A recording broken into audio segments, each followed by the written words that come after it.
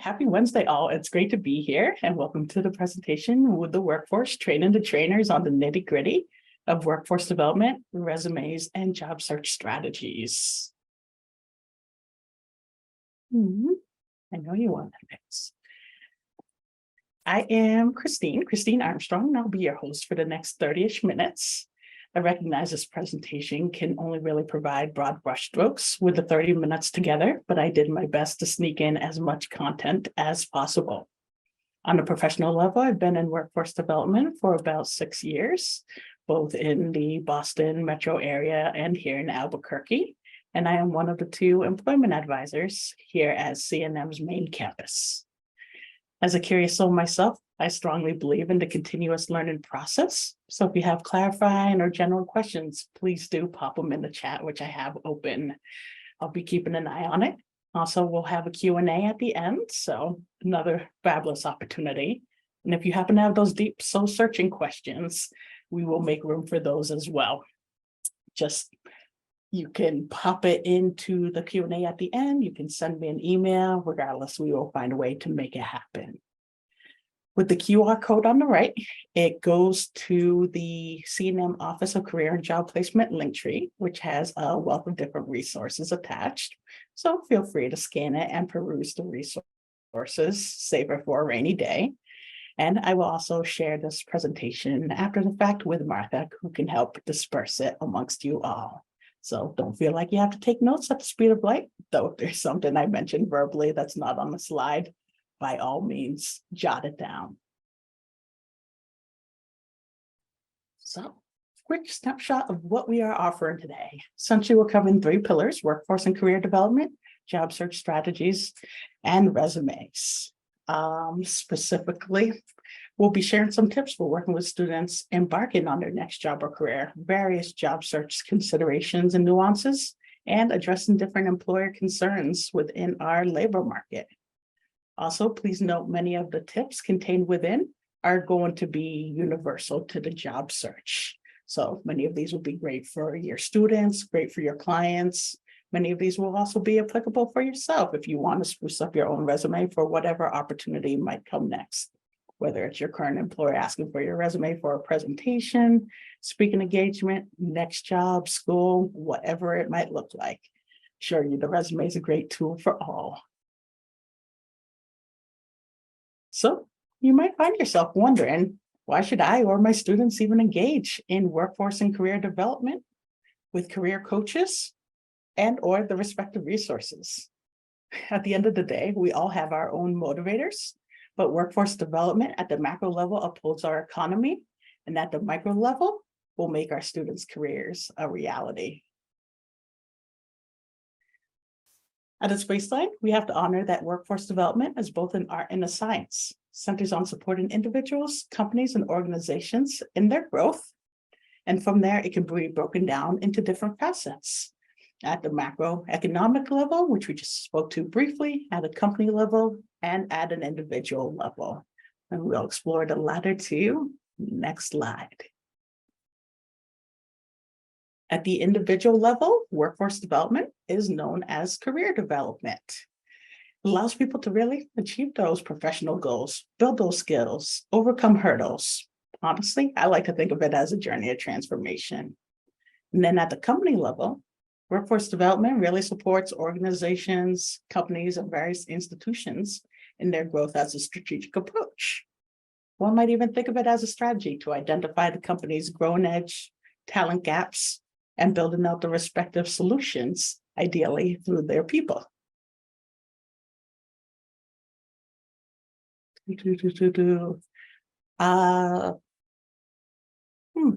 Sorry, I thought I had these slides ordered separately, but c'est la vie. So myself and other career coaches support in both the macro and micro of workforce and career development. Want a happy debate about labor market trends across our country, across our state and our city? We're usually up for it. Want to chat about those resumes, cover letters, interviewing, determining who you want to be when you grow up?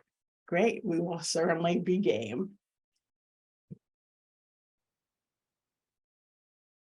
And here at CNM, we have two employment advisors, yours truly on the left, along with my colleague, Carlos Lozoya, who is off on vacation this week, enjoying the sun. And we're here to support CNM students and alumni alike. Dare I say, the two of us against the world.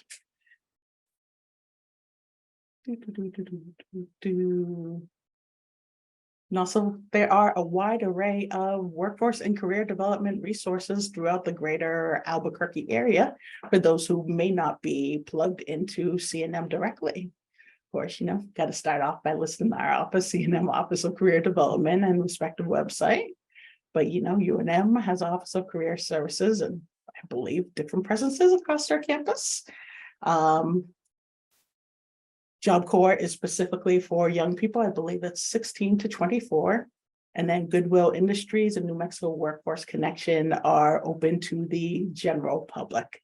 Come one, come all. Also, it's helpful that the New Mexico Workforce Connection usually throws job fairs about once a month, which really serves as a great opportunity to network and to look for different roles and opportunities. And again, if people have questions, feel free to toss them in the chat. I promise I'm looking.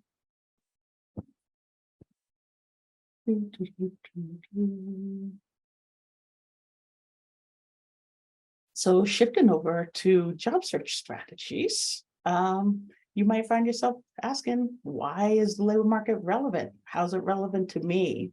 What might be some best job search strategies? How important is networking? Because God knows most people dread it.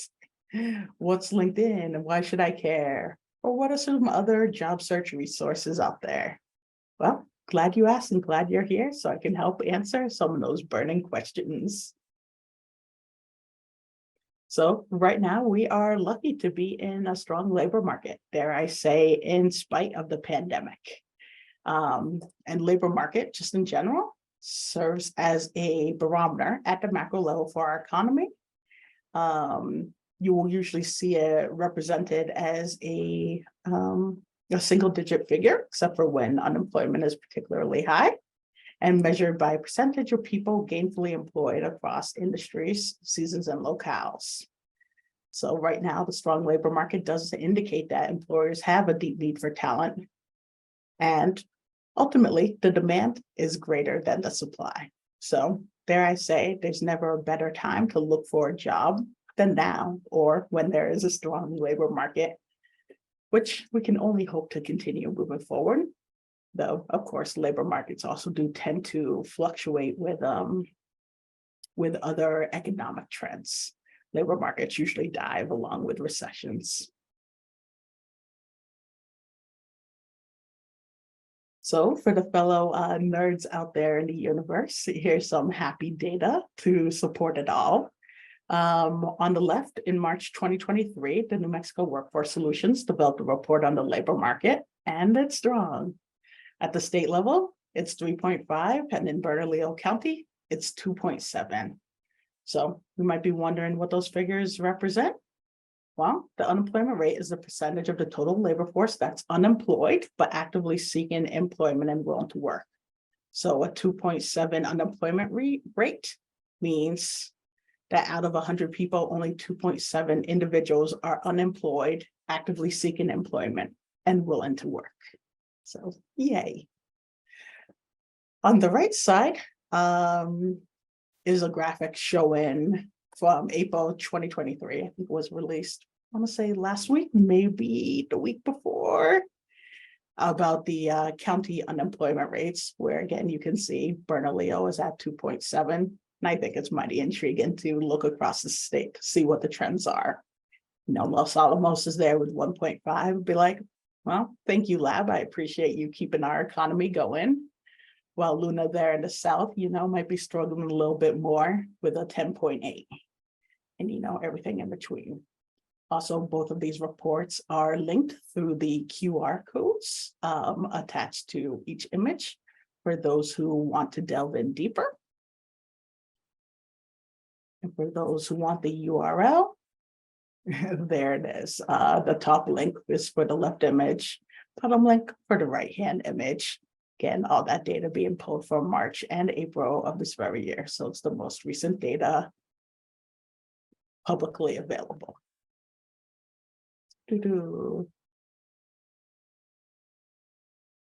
So it's a quick opportunity for Q&A, quick opportunity to get those fingers going and throw it in the chat. But anyone care to guess what the most successful job search strategy might be? Ding, ding, ding, ding, ding. Found a winner with my fellow career services provider and Sarah. Thank you. It is networking at the end of the day.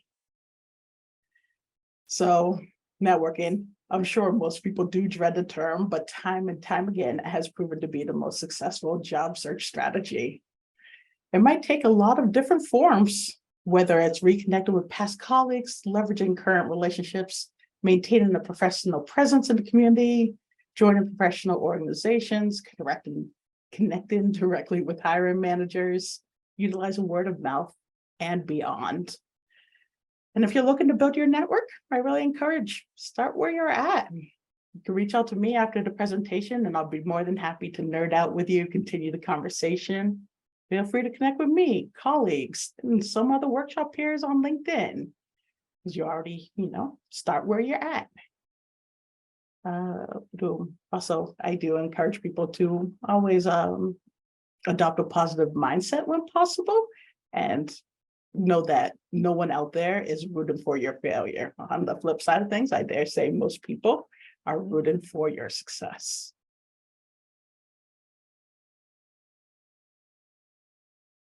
On the flip side of things, anyone want to wager a guess at the least successful job search strategy? Fingers are going, chatterbox going.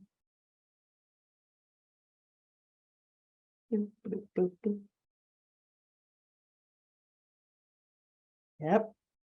Code online applications, waiting around for someone to think of you. Love that one. Yes. So flipping to the next, job boards tend to be one of the least successful job search strategies. In many cases, you can think of it as a cold call. You don't have that connection. Theoretically, the hiring manager and HR don't know you from next person on the street. And of course, you're also competing with applicant tracking systems, the computer systems that are scanning your resume for keywords that are especially applicable when you're applying to the larger employers. So C&M, UNM, Presbyterian, the hospitals and beyond. For the small businesses, I think those like 10 or less, usually it will go straight to a human. So there might be better chances there. But please do realize job boards are sadly one of the least effective strategies. And I don't think this really should be a shame game. I still remember when I learned this, gosh, okay, 8-9 years ago, my jaw dropped and was like, all the things I could and should have done differently, but decided to put it aside and keep my head high and keep on chugging along because, hey, I had knowledge to know better and do better. And with job boards, I find that oftentimes people will play the numbers game.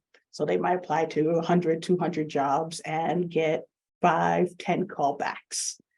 Where I'm just like, okay, if we're, more strategic here, we can certainly target more specific roles, hopefully better paying roles with better benefits too, and make them a reality by networking and employing some other job search strategies along the way. And yes, Martha, same here. When I first learned of the applicant tracking systems, I was bamboozled. And I can only hope they continue to grow as tech continues to advance, as they are certainly a fair amount of valence with them. I'm more than happy to geek out about the topic later for those who might be interested. Thank you, Sarah.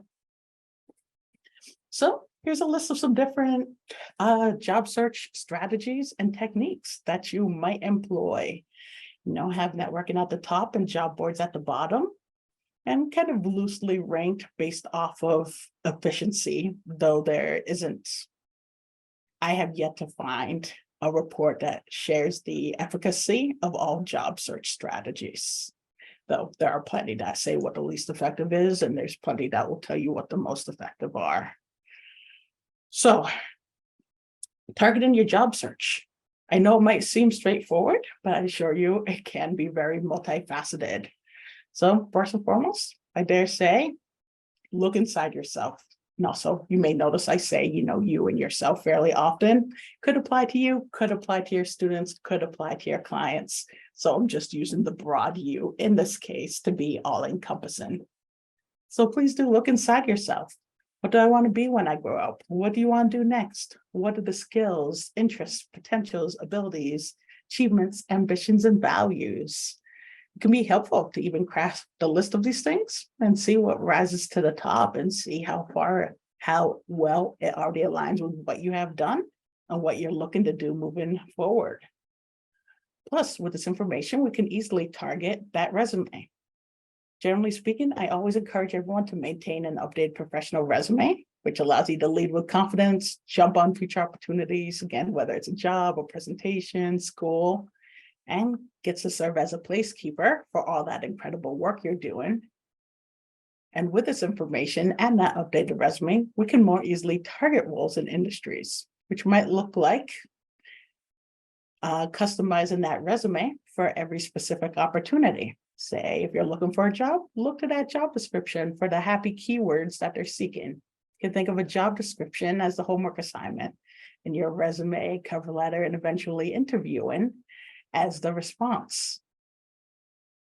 Whenever possible, research the company. Yay, we live in an information age. So take a peek at their website, their LinkedIn presence, Glassdoor to see how they are as an employer, how they treat their staff. Collect all that information to make informed choices about whether this is a company you want to invest your time, energy, and 40 hours a week at. Network. So maybe you know somebody at the company where you see this job posting open. Great. Maybe you don't know someone at the company. I dare say take a peek-see over at LinkedIn, or maybe brainstorm. Do you have any friend of a friends or second-degree connections who might know someone at said company? You can help foster that relationship. And hey, no worries if none of those exist, because there are always other strategies to employ. As for industry news, again, I live a very nerdy existence and I'm not ashamed of it. But once you follow the rabbit hole into discovering industry news, I think you will start finding you'll see it everywhere. It'll come up as a topic in staff meetings and one-on-one conversations, chats by the water cooler, outside your office, and beyond. Personally, I use LinkedIn as a resource for industry news that I'm on, probably daily at this point, along with a myriad of other sites on both career development and the intersection of career development and other industries. For instance, I've been really interested recently in the intersection of evolving artificial intelligence, career development, and workforce development. And of course, ethics and deeper implications. Job fairs are a great resource, great opportunity to network. The hiring managers and recruiters are right there and waiting for a perfect person to just pop up in front of them. New Mexico Workforce Connections hosts them monthly, so feel free to hop on over to their website and take a peek-see, subscribe to their newsletter, watch as all these different opportunities pour in. Sign up for job and event alerts alike.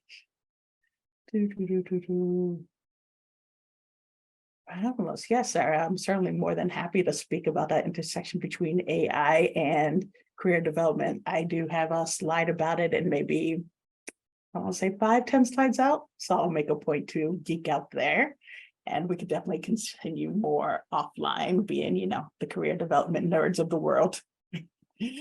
Job board. If you do go the job board route, there are sites that are better than others. There are state roles available. You can take a peek-see at, jobs.state.nm.us. There are city roles available. I recall just reading an article a few days ago about how one of the human resource directors with the city just can't find enough talent, and oftentimes winds up supporting his wife's restaurant as a side gig just because of the demand out there. Again, that's the indication of a strong labor market. Nonprofit roles you can certainly find on the local listserv Groundworks and beyond. Also, Indeed has its own place. Not many realize, but Indeed is in fact an aggregator.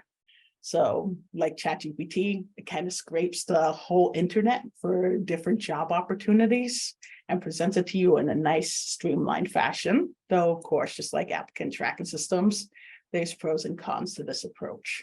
So say, I know Indeed scrapes job postings from C&M's direct job board. But C&M is a institution and they want a larger institution and they want their candidates to apply specifically on their portal so the applicant tracking system can go through, scan your resume, see if you're a good fit and plug away from there. But of course, Indeed also has their easy apply button, and not everyone, will take a deep dive enough to realize, okay, this might be a multifaceted application. So again, Indeed has its strengths while recognizing its weaknesses in tandem.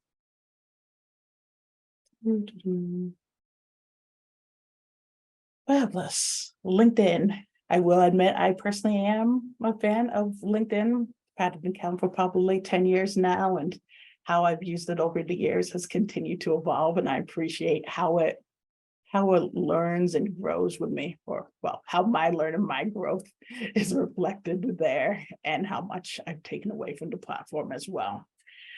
So I always say, if you don't have a LinkedIn account, give it a try. There is, in fact, a free account that has a lot of different resources involved.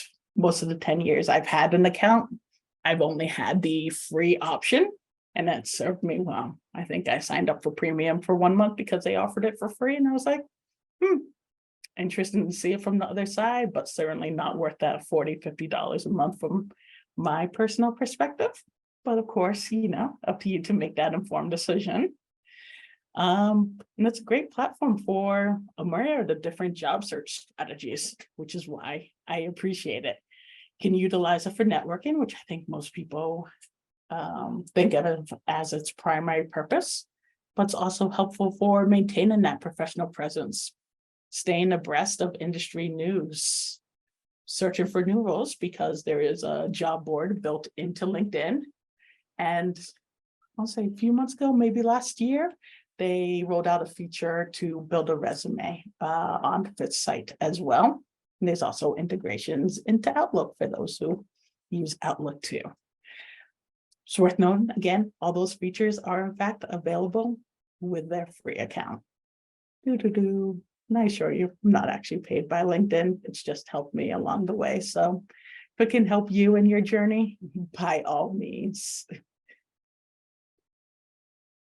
So following LinkedIn for industry news. And sorry, here's addressing your question, at least in part. So again, I've been watching as artificial intelligence, AI, continues to develop, and I find it mighty, mighty intriguing to balance our evolution as a species, the human species, while keeping ethics, equity, workforce development, and career development front of mind. So of course, getting some industry news, watching the intersections, many times disappointed, and occasionally, who knows, I'm uplifted. And in those moments I find some joy, I usually wind up sharing it out, like what you see here on the screen. Again, I realize it might be hard to see, but I will share this out after the fact, and I know we'll have the recording too. So starting kind of on the right side, unintuitive. Sorry, should have changed the order of the images. But one day I opened up my LinkedIn. This was Saturday of last week. I was pleasantly surprised to see my and Paul English's alum, which is the University of Massachusetts at Boston, is building out an Institute of Artificial Intelligence, courtesy of a pretty large grant by Paul English. Yay. And AI continues to grow. That's undeniable. But I see the hope because UMass Boston is in the heart of Dorchester, which is undeniably one of the 2 or 3 neighborhoods that make up Black Boston. And I really think this is a great opportunity for the institution and the neighborhood as a whole and the Black community to lead with equity, access, and inclusion because, well, Spider-Man says, with great power comes great responsibility. And of course, once I clicked on that, I was going down the AI rabbit hole because, well, that's just what we do, right? And I was reading the Harvard Business Review, this recent article, What Does the Tech Industry Value? And I know, again, I was deeply intrigued because I'm that person that can't help but wonder how the ethos of today's leaders will really reflect upon the opportunities and threats of tomorrow. Again, and how it correlates with ethics, race, workforce development, and beyond. The image of the Black femme, blue blazer, pink scarf, white glasses, colorful bracelet is Dr. Joy, who recently graduated with a PhD from MIT and went ahead and founded the Algorithmic Justice League. She is also the inspiration behind the Netflix movie series, docu-series, Coded Bias. If you haven't had a chance to watch it, I think it is a great watch. But as a intellectual and as a Black femme, she and her organization have really taken on the onus to kind of be the face of accountability in this AI race, especially as it intersects with other industries, including career development and workforce development. I mean, also, I've seen it come into play already a lot, in my own role.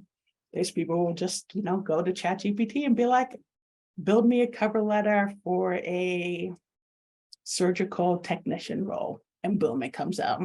And it's not half bad, but also,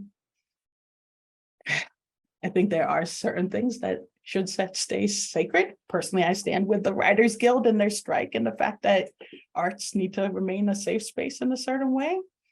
No, there's some personal accountability that comes into play.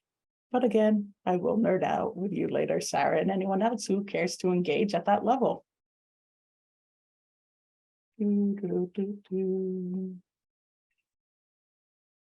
Also, again, I use LinkedIn to follow industry news, but I think there's also different ways to use it.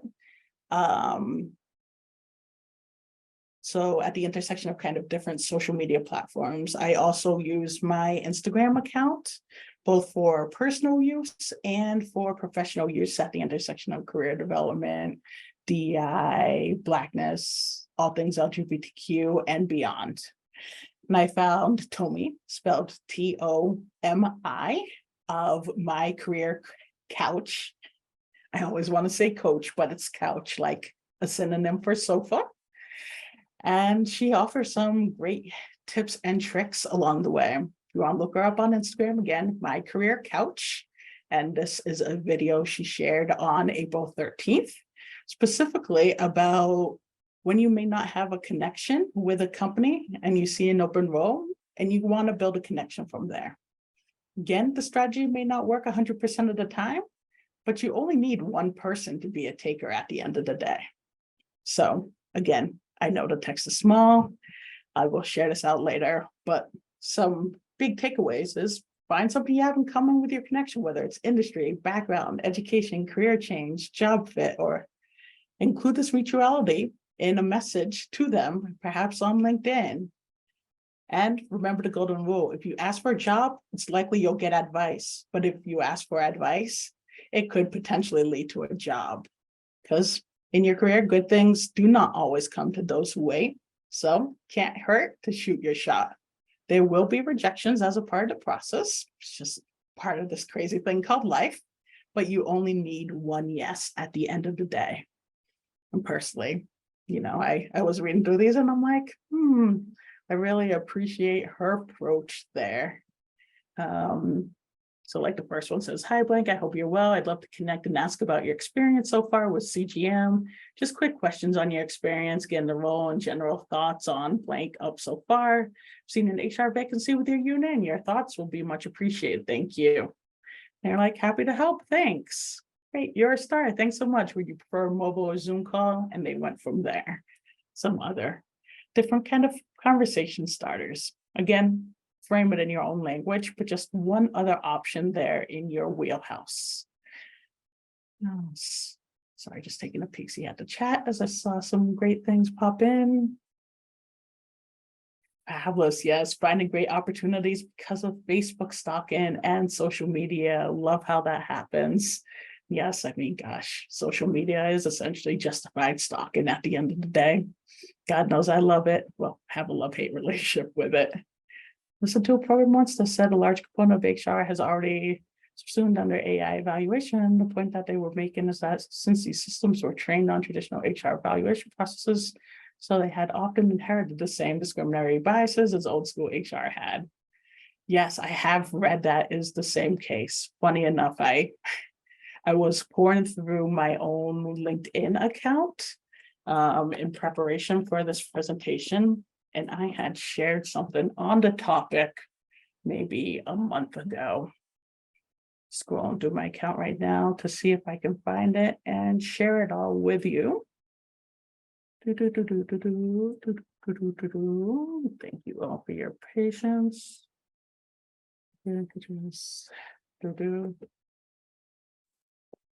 Almost there is the article. Here's the text I posted as a part of my LinkedIn post. That way I don't have to, do the whole stop square sheen and break all the systems as a part of it because, well, tech hasn't been a friend today. And shifting gears, we covered workforce and career development. We covered job search strategies and switching into resume best practices. Also, Martha, I just realized with time, I'm a bit tight. Can I go for maybe 5 more? Yeah, that's fine, Christine. Thanks. Oh, fabulous. No, thank you so much. Funny enough, I was doing great on time earlier and decided to spend more time on job search strategies and went the other way. So you might find yourself asking, okay, what's the value of this resume? What does HR and the hiring manager review? What are best practices? And what do we need to avoid along the way? So I'll skip over this video that doesn't want to load regardless, but in 2011, the ladders pulled hiring managers and, provided kind of a heat eye map of what hiring managers scan. And funny enough, it follows kind of the shape of a T with a capital T without its left arm, or the letter F as a heat map. While they look at your summary, they look at most recent jobs, dates, education, and beyond. So really showing why you have to, make that resume increasingly relevant. Video I don't have time to share. Best practices. Again, people think, resume is just misery, and I can definitely empathize there. But it's a great chance to catch that hiring manager's attention, to use the prime real estate or the top third. Make sure you use correct grammar, spelling, sentence structure, and flow, while making it easily readable and scannable, because they do say hiring managers will only spend 6 to 8 seconds on that resume. Please use consistent formatting throughout. Again, we'll make those 6 to 8 seconds really count. As for key information and sections, you want to share name, contact info, a summary, skills, education, work experience, and there are other cases where there'll be other sections accordingly. So here is a sample resume for a recent grad. Follows the order of name, contact info, summary, skills, education, and work experience. For those who aren't recent grads, or for those for whom education is not the most relevant thing to your role, the education will fall to the bottom of your resume. So with the name and contact info, make sure you record it. It could be one line, it could be stacked. Please make sure it's current and professional.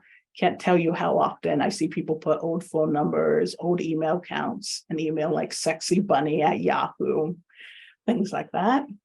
Try to include your address, phone, email, and LinkedIn. Though if you're posting your resume somewhere publicly, take out the identifying details of your address and just leave something like Albuquerque, New Mexico.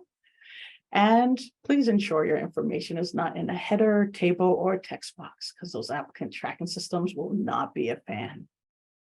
Shift into a summary. It's a great chance to outline your work as a professional. It's a quick pitch. When I read a resume, I'm looking at that summary to see if said person understands who they are as a professional and how they've really positioned themselves. Make sure it's targeted to the role you're applying for, usually 3 to 5 sentences long, and great for those of relevant education and experience, who should be most everyone, both in this room and the students we're working with. Step-by-step guide for writing a summary. Well, essentially, choose a title. So in this case, it might be administrative assistant. Plug in an adjective to match. In this case, highly motivated. Add a preposition. In this case, the word with, and expertise in Microsoft Office, Adobe Suite, and QuickBooks. And then add something of a specialty or reputation statement. Personally, I like to have each following sentence kind of focus on one topic at hand. So say you're, a payroll accountant. Great. It might be highly experienced payroll accountant with expertise in QuickBooks. Next sentence speaks to payroll and accounts payable and accounts receivable. Third sentence might speak to soft skills. Fourth sentence might speak to their commitment to the industry and beyond. Include key skills in here, which both play into the summary and its own section there. Speaking to technical and soft skills alike. Focus on skills that are relevant to that next role. And again, look to that job description. It's essentially the homework assignment. They're telling you what they want. Customize your resume accordingly. And that doesn't mean plagiarize and just copy and paste from the job posting either. And technology can be really great for pulling those keywords too, whether it's asking ChatGPT to pull the top 20 keywords from a job posting, whether it's job scan, whether it's resume match or beyond. With education, you want to list in reverse chronological order. So most recent first, and then go back in history, including college, high school, dual credit programs and beyond. Share the GPA if it's over 3.5. Include relevant coursework, organizations, and achievements, which is a great way to really build out that resume, especially for students who may not have much other content for their resume. Always spell out degrees. You want to try and avoid acronyms, or if you do use acronyms, spell it out first. And you remove the dates from education once it's 10 years old. Work experience, include title, dates, company name, and city. Again, reverse chronological order. Try to go beyond just looking at duties and think of accomplishments. How'd you go above and beyond the call of duty? What did you do that makes you different than all other admin assistants and beyond? If you have relevant volunteer experience, you can also plug it on in. For formatting, it's going to be a 1 or 2 pager. Most students who will probably be on 1 page unless they have a lot of relevant experience already. Those more established will have 2 pages. Some fields get a CV, which can go on forever, including academics, doctors, federal employees, and beyond. You want it left aligned, focus on bullets, something easy to read. Personally, I like Calibri or Calibri Light. Font size, no smaller than 11, no larger than 12. Margins, choose one of the preset settings, no smaller than 0.5, no larger than 1. So for content, don't go back more than 10 years.